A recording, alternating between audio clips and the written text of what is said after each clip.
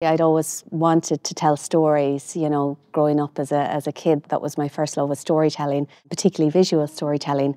So I bought a camera, quit the day job and went out there and started taking pictures.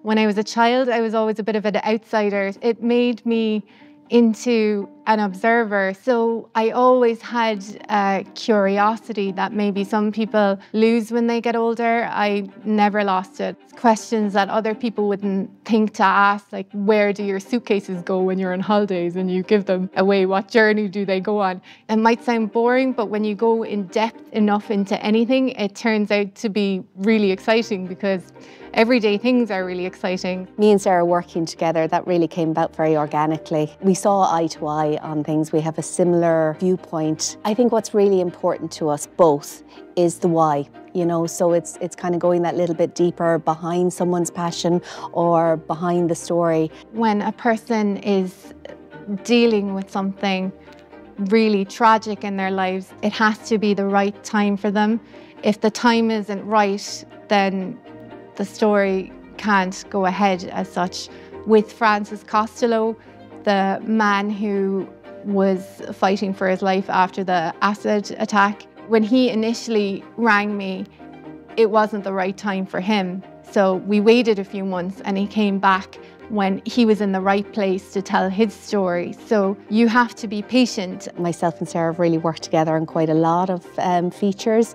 They tend to be people with maybe like an unusual background story or an unusual interest. You could put a negative slant on those stories if you wanted to, but that's never what myself and Sarah are trying to do. What interests us is, why does this person do that? This is something that they love.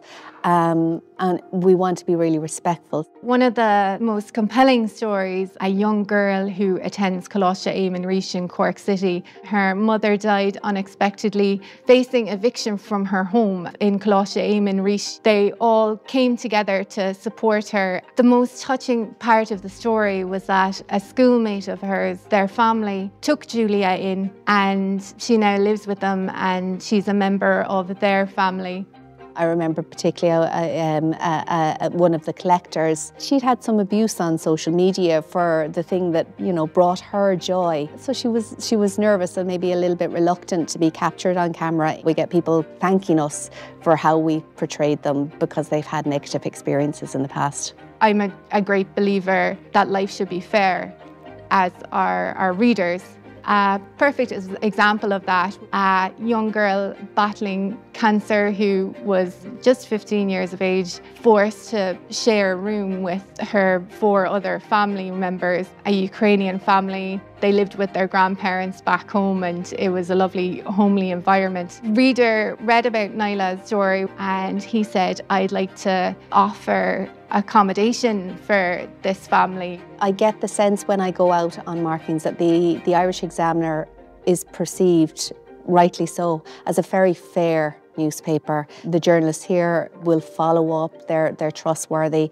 The whys are just as important as the whats and the whens. And I think that's something that the Irish Examiner still does, that it puts time and money into the whys behind a story and allows us to dig a little deeper.